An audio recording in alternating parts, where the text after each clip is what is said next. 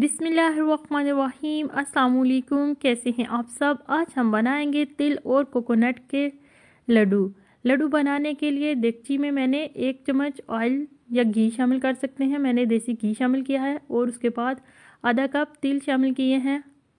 भून लेंगे हम तिल को हल्का सा। अब इसमें खुश्क दूध शामिल करेंगे।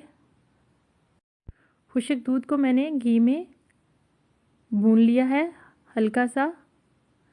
दोनों को मिक्स कर लेंगे और चूल्हे से उतार लेंगे।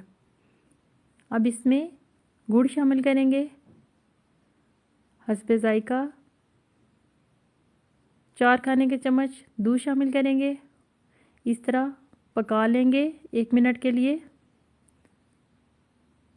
ताकि गुड़ अच्छी तरह मेल्ट हो जाए। अब इसमें कोकोनट पाउडर शामिल करेंगे आधा कप। मिक्स कर लेंगे, अच्छी तरह भून लेंगे। अब इसको उतार लिया चूल्हे से। अब इसमें पीनट शामिल करेंगे फ्राई किए हुए। लड्डू बना लेंगे इस तरह। ये देखिए जी, तिल के कोकोनट लड्डू तैयार हैं। बहुत ही आसान है, आप भी घर में बनाइएगा और बताइएगा कैसे बने। इजाज़त चाहती हूँ। अल्लाह हाफिज़।